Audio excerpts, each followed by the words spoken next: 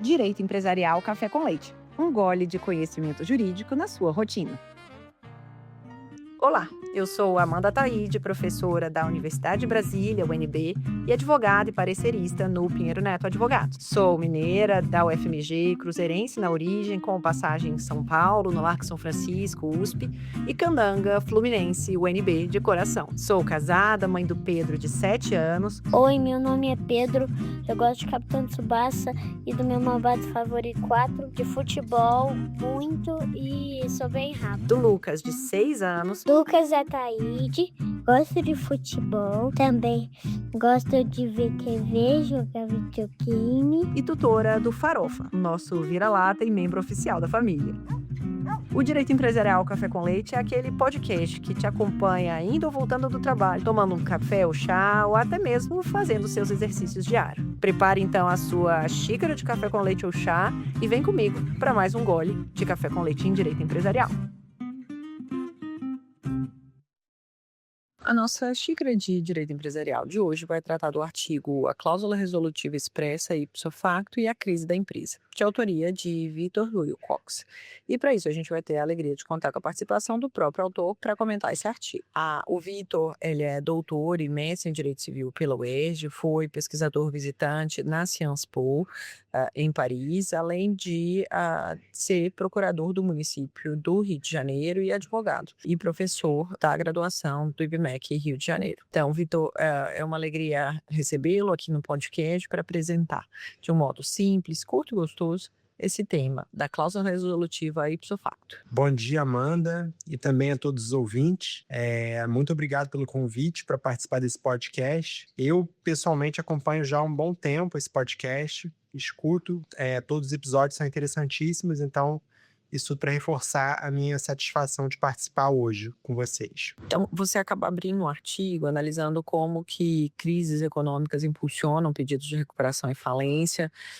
Você ilustra com um caso paradigmático e sobre essa possibilidade, né, de um conflito entre o direito de rescindir unilateralmente o contrato e, de outra parte, a função social desse contrato.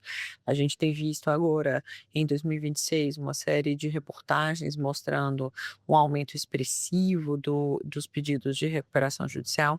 Então, conta aí para a gente um pouquinho, né, dessa relação de crises econômicas e pedidos de RJ também. Eu escrevi esse texto quando eu estava cursando mestrado em Direito Civil, há cerca de 10 anos. E aí, como a minha formação era em Direito Civil, né, e não em Direito Comercial, Empresarial, o que eu achei interessante, o que despertou o meu interesse nesse tema, foi constatar que, na prática, essa premissa que é tão cara ao direito civil em relação à eficácia da cláusula resolutiva, qual seja, a premissa de que a cláusula resolutiva expressa ela é um mecanismo que autoriza as partes a se desvincularem do contrato, se ocorrer o suporte fático nela contemplado. Essa premissa ela vai de encontro à lógica que preside o direito fundamental e das recuperações judiciais. Então, a indagação central que eu quis enfrentar foi a seguinte: será que a parte ela pode se valer dos termos da cláusula resolutiva pactuada para os casos de falência ou recuperação judicial e assim querer pôr fim ao contrato, mesmo se esse contrato for essencial à preservação da atividade produtiva da contraparte? Daí, Vitor, na segunda parte, você discute a cláusula resolutiva como uma ferramenta que garante segurança, previsibilidade e celeridade. Então, nesse contexto, conta pra gente como que o controle judicial entra em tema, em cena, né, a respeito da cláusula resolutiva. Eu escrevi esse texto quando eu estava cursando mestrado em Direito Civil, há cerca de 10 anos. E aí, como a minha formação era em Direito Civil, né, e não em Direito Comercial, Empresarial, o que eu achei interessante, o que despertou o meu interesse nesse tema, foi constatar que, na prática, essa premissa que é tão cara ao direito civil em relação à eficácia da cláusula resolutiva, qual seja, a premissa de que a cláusula resolutiva expressa ela é um mecanismo que autoriza as partes a se desvincularem do contrato, se ocorrer o suporte fático nela contemplado. Essa premissa ela vai de encontro à lógica que preside o direito fundamental e das recuperações judiciais. Então, a indagação central que eu quis enfrentar foi a seguinte: Será que a parte ela pode se valer dos termos da cláusula resolutiva pactuada para os casos de falência ou recuperação judicial e assim querer pôr fim ao contrato, mesmo se esse contrato for essencial à preservação da atividade produtiva da contraparte? E conta pra gente também, né, o conceito desse tema central do seu artigo, que é a cláusula resolutiva expressa ipso facto. Então conta pra gente o que que é especificamente essa tipologia. Eu escrevi esse texto há quase 10 anos, como eu te falei.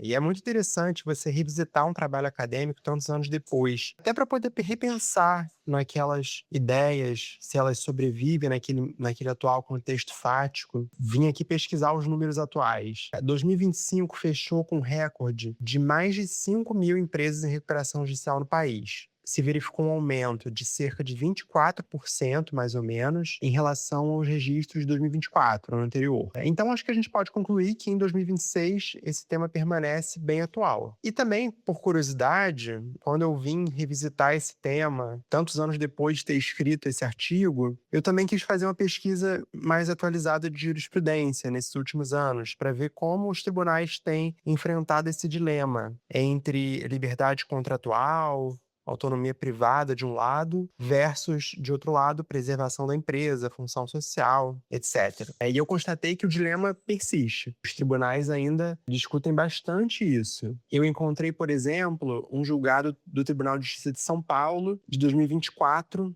falando o seguinte: alegação de nulidade de cláusula de resolução expressa no caso de pedido de recuperação judicial por parte de uma das contratantes. Cláusula ipso facto de insolvência, validade dessa cláusula resolutiva por insolvência, ponderação de princípios, autonomia da vontade, força obrigatória dos contratos e preservação da empresa em crise. É uma cláusula redida de forma clara, válida alocação de riscos pelos contratantes. No caso, era uma relação jurídica comercial paritária, e aí se concluiu por isso que a intervenção judicial era indevida. Um outro julgado que eu encontrei, de 2021, é do Tribunal de Justiça de Goiás.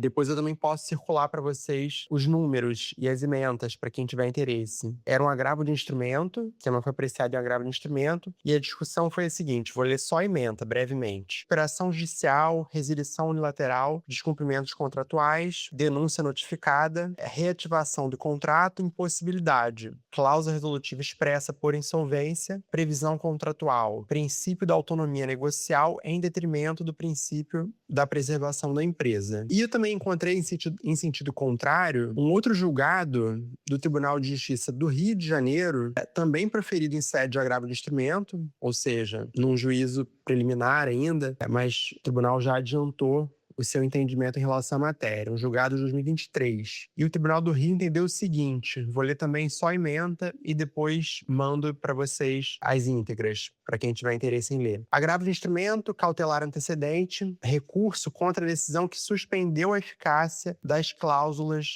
que permitam a rescisão contratual fundada exclusivamente na recuperação judicial da empresa ou vencimento antecipado da dívida. É recurso desprovido. A recuperação judicial tem como escopo principal a preservação da empresa e sua função social, possibilitando a superação de crise econômico-financeira a fim de permitir a manutenção da fonte produtora, do emprego dos trabalhadores e da circulação de riquezas. A superação da crise econômico-financeira da sociedade empresária demanda uma confluência de esforços e sacrifícios impostos não somente ao devedor, mas que devem ser repartidos por todos aqueles que nela tenham interesse, a fim de que se efetivem os princípios informadores da ordem econômica. O princípio da preservação da empresa viável e de sua função social devem permear e balizar todo o processo de reestruturação da sociedade empresária em crise. Não há dúvida de que a cláusula contratual que permite a rescisão do contrato, escorada no fato, por si só, do ajuizamento do pedido de recuperação judicial ou decretação de falência, ainda que nenhuma obrigação tenha sido inadimplida, não dialoga com o princípio da função social dos contratos. E aí, por isso, nesse caso, o tribunal entendeu que essa cláusula não seria eficaz. Então, como a gente pode ver, nesses 3 julgados, os tribunais sempre se deparam com esse dilema e tentam fazer uma ponderação para decidir o que vai prevalecer no caso concreto. Daí, na terceira parte, você menciona que existe um debate sobre se a falência e a RJ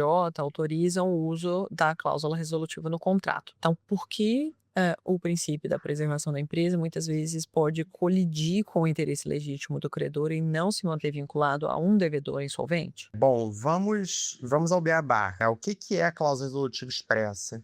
Ela é uma estipulação pactuada nos contratos bilaterais, por meio da qual qualquer dos contratantes vai ter essa faculdade de provocar a resolução do contrato, caso venha a ocorrer o evento, o suporte fático nela contemplado. Como é intuitivo, a cláusula resolutiva expressa, ela tem como fundamento a própria autonomia privada. Ela possui expressa previsão no Código Civil, no artigo 474, e ela também, de certa forma, reflete uma alocação de riscos entre as partes, e que, nos contratos paritários, principalmente, deve, via de regra, ser observada, né? Conforme a gente sabe que prevê lá o artigo 421-A do Código Civil, com a redação atribuída pela Lei da Liberdade Econômica. Qual a lógica por trás disso tudo? Ora, se a gente for pensar bem, não é a própria autonomia privada que garante a criação do vínculo contratual? Então, essa mesma autonomia privada, se ela pode criar esse nó, esse vínculo, ela também pode estabelecer as hipóteses em que esse mesmo vínculo vai poder ser desfeito pelas partes. Essa premissa aqui. Para as partes contratantes, a grande vantagem da cláusula resolutiva expressa é a celeridade da resolução. A gente está tratando aqui de uma forma de autotutela contratual, ou seja, as partes elas podem agir com as próprias mãos para desfazer o contrato, e com isso se dispensa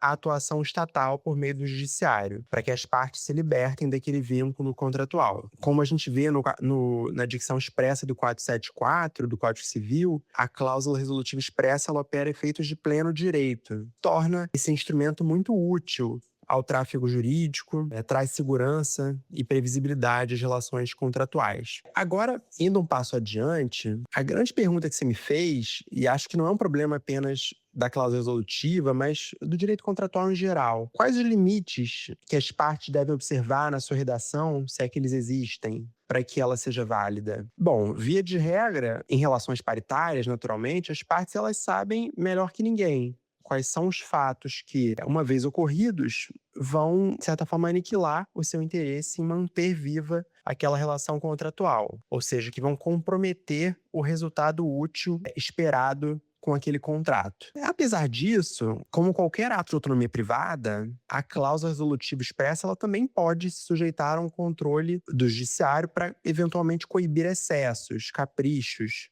E aqui estamos tratando de um juízo valorativo, de boa-fé, proporcionalidade, vedação do abuso do direito. Isso é muito pontuado na doutrina também. A doutrina também discute bastante isso quando enfrenta esse ponto. O próprio Rui Rosado, de Aguiar Júnior, por exemplo, ele falava o seguinte: essa cláusula traz benefícios, mas também traz desvantagens, pois ela facilita a destruição dos contratos e permite à parte dominante impor-se ao outro, ainda que haja desproporção entre os efeitos da resolução e os do inadimplemento. Por isso, corrente importante atribui ao juiz um poder moderador, e este também tem invocado o princípio da boa-fé para o resguardo do princípio da justiça. Bom, então isso é só um spoiler, né, de que essa questão ela se coloca, e isso vai ser especialmente importante quando a gente for discutir a cláusula resolutiva nas hipóteses de falência e recuperação judicial. Segura só um pouquinho que eu já volto para nossa conversa. Se você está aqui ouvindo o nosso podcast Direito Empresarial Café com Leite, é porque esse tema já faz parte da sua vida. Se, além disso, você pensa em se especializar em áreas como o direito da concorrência, comércio internacional, compliance, anticorrupção, acordos sancionadores celebrados com o poder público por empresas ou pessoas físicas, direito empresarial, arbitragem e esportes, dá uma passada no meu site, amandataide.com.br/cursos digitais. Lá você encontra curso de pós-graduação e outros mini-cursos, todos pensados com muito cuidado para dar aquele empurrão estratégico na sua carreira. Pronto, eu já peguei uma nova xícara de café com leite e agora vamos voltar para a nossa conversa com o convidado?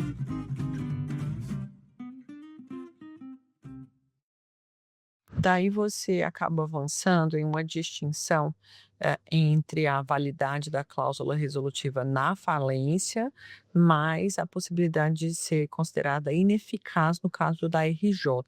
Conta pra gente um pouco dessa diferenciação e porquê dela, né? E como que essa finalidade de permitir a manutenção da fonte produtora pode impactar eventualmente no que foi pactuado entre as partes? Última pergunta para os nossos ouvintes que eventualmente não conheçam essa terminologia. Na doutrina de direito empresarial, esse nome costuma ser utilizado para designar aquela cláusula que faculta a qualquer das partes resolver o contrato em caso de decretação de falência ou de deferimento de recuperação judicial ou extrajudicial da contraparte. Não é um conceito rígido aqui. Muitas vezes na prática contratual a gente vê algumas divergências na sua utilização. As partes elas podem, por exemplo, ir até além. Elas podem pactuar que o contrato pode se dar por resolvido mediante simples instauração de requerimento de falência ou recuperação judicial ou extrajudicial. Ou seja, a partir do mero requerimento e não seu deferimento pelo judiciário. Isso pode ser ainda mais drástico para aquela relação contratual. Bom, na cláusula resolutiva expressa, como eu expliquei, as partes elas elencam aquelas situações que estão relacionadas umbilicalmente à economia contratual. Se uma vez verificadas, devido à sua gravidade, elas podem fazer com que morra o interesse em qualquer das partes na manutenção do vínculo. E para o contratante, a insolvência da sua contraparte, ela pode muitas vezes acender um sinal vermelho em relação ao futuro daquela relação contratual. Pode sinalizar, por exemplo, para um risco maior de inadimplemento. Vale até lembrar aqui, por analogia, que o nosso ordenamento jurídico, quando prevê aquela chamada exceção de inseguridade, lá no artigo 477, ele já diz que essa preocupação do credor, ela é, em princípio, legítima, justa. Essa preocupação do credor com a ocorrência de diminuição no patrimônio do seu devedor, que seja capaz de comprometer ou tornar duvidosa essa prestação a que ele se obrigou. Então, a gente está tratando de um interesse legítimo do credor em não cumprir de imediato a sua obrigação, que lhe incumbe, enquanto persistir essa debilidade patrimonial do seu contratante. Bom, voltando para o nosso tema, isso foi só um parêntese, eu acho que é razoável sim sustentar que essa preocupação do credor, do contratante, ela é legítima. Em princípio,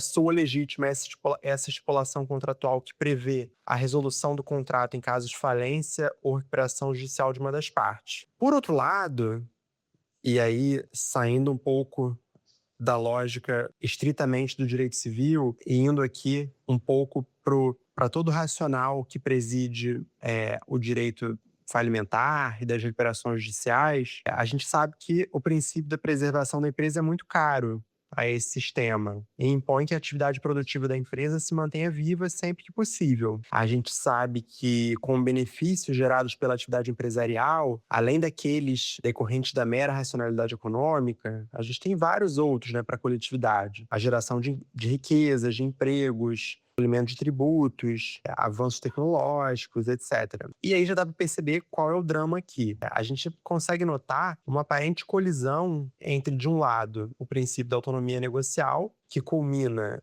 nessa estipulação de cláusula resolutiva expressa para o caso de falência ou RJ, e, de outro lado, o princípio da função social da empresa, que torna preferível, sempre que possível, a sua preservação. E é um impasse muito difícil de resolver, porque, bom, a gente sabe que a autonomia privada, ela em princípio deve ser preservada, mas ela não é imune a qualquer controle. A gente sabe que é possível utilizar de critérios como boa-fé, razoabilidade para, eventualmente, coibir excesso, na sua estipulação. Mas, por outro lado, o princípio da função social da empresa, ele também não pode ser invocado a qualquer custo caso a preservação daquele contrato sacrifique, onere demasiadamente os interesses desse contratante prejudicado pela situação de insolvência da sua contraparte. Então, acho que é bem dramático. Então, para resolver o impasse, a função social da empresa versus interesse legítimo do credor, você propõe parâmetros para o intérprete, né? Então, como que a essencialidade do contrato para a atividade fim da empresa e a probabilidade de prejuízo ao credor,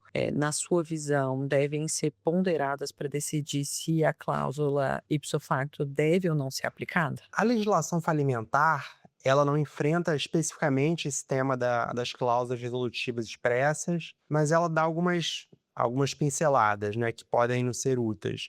Ela fala de forma genérica o seguinte, no artigo 117, os contratos bilaterais não se resolvem automaticamente pela falência e em relação à recuperação judicial, no artigo 49, prevê que as obrigações anteriores ao deferimento da RJ vão observar as condições originalmente contratadas. E aí, tentando vestir aqui o chapéu desse contratante, tem um contrato com uma contraparte em falência ou em RJ e que se vê subitamente ameaçado aí por esse risco de insolvência da sua contraparte, acho que a gente pode notar uma diferença no grau de lesão aos seus interesses. Na recuperação judicial, você ainda tem aí alguma possibilidade de soerguimento desse devedor e de continuidade da empresa. Enquanto, por outro lado, na falência, a crise econômico-financeira ela é insanável, irremediável. Então, eu acho que esse sinal vermelho para o contratante ele é maior na hipótese de falência. É muito difícil a gente discutir em abstrato a questão da validade e da eficácia da cláusula resolutiva ipso facto. O que eu proponho no texto é que isso seja feito casuisticamente, levando em consideração as circunstâncias do caso concreto. E, especificamente, na minha opinião, de um lado, a gente tem que olhar para a essencialidade desse contrato, para a parte estar em falência ou em RJ, o quão relevante é esse contrato para as atividades produtivas daquela empresa. E, de outro lado, eu acho também que a gente tem que olhar para o interesse da parte contrária, do outro contratante. O quão sacrificado esse contratante vai estar caso esse contrato permaneça em vigor. Se a gente tiver, por exemplo, diante de um contrato umbilicalmente ligado a essa atividade fim da empresa falida, o RJ, pode ser que essa resolução, na prática, implique em sacrifício desproporcional à coletividade, que vai ser afetada negativamente pela provável paralisação dessas atividades empresariais. E aí, pensando no segundo critério também que eu proponho, caso, por exemplo, a situação de insolvência do devedor não impacte negativamente na execução das prestações a que ele se obrigou contratualmente, pode ser que, nesse caso, a resolução do contrato seja um mero capricho do credor, do contratante que se vale daquela cláusula resolutiva. E aí, nesse caso, a gente teria um sacrifício desnecessário ao princípio da função social do contrato e da função social da empresa. Por outro lado, se essa situação de crise financeira do devedor puder efetivamente levar ao inadimplemento ou ao mau cumprimento dessas obrigações, de alguma forma, vamos pensar num exemplo típico de uma obrigação pecuniária. A parte insolvente se obrigou a pagar a quantia. Nesse caso, a resolução ela parece mais legítima, porque ela resguardaria aí os interesses do credor, liberando-o de uma relação que possivelmente não atingiria o resultado que ele espera naquele contrato. E agora uma pergunta específica dessa nova temporada para a gente poder aproveitar esse contexto de Copa do Mundo. Conta para a gente, então, um esporte que você tem afinidade, e se você não tem afinidade, que você já teve afinidade na infância ou algum esporte que você goste de acompanhar na TV, conta um pouquinho aí dos seus gostos esportivos, para a gente conhecer um pouquinho mais aqui na pessoa física também. Eu adoro praticar esporte, apesar de morar no Brasil, eu sou muito ruim de futebol. O esporte que eu mais gosto de praticar é surf. Eu moro no Rio de Janeiro, então é um esporte que eu consigo praticar regularmente quando tem onda. Amanda, mais uma vez queria agradecer a você pelo convite, te parabenizar pelo trabalho que você vem fazendo. Como eu falei mais cedo, já ouço, já acompanho o podcast há muito tempo. Foi um prazer imenso estar aqui hoje com você. A nossa xícara de café com leite de direito empresarial de hoje chegou, então, ao fim. Agora eu quero saber de você. O episódio foi útil? Fez sentido para a sua vida profissional acadêmica? Você quer continuar essa conversa fora daqui? Se sim, acesse podcast.direitoempresarialcafécomleite.com.br e me siga nas redes. Instagram, @Direito Empresarial Café com Leite, no YouTube, @Professora Amanda Taide, no LinkedIn, Amanda Taide. Obrigada pela companhia e até o próximo episódio do Direito Empresarial Café com Leite. Tchau, tchau!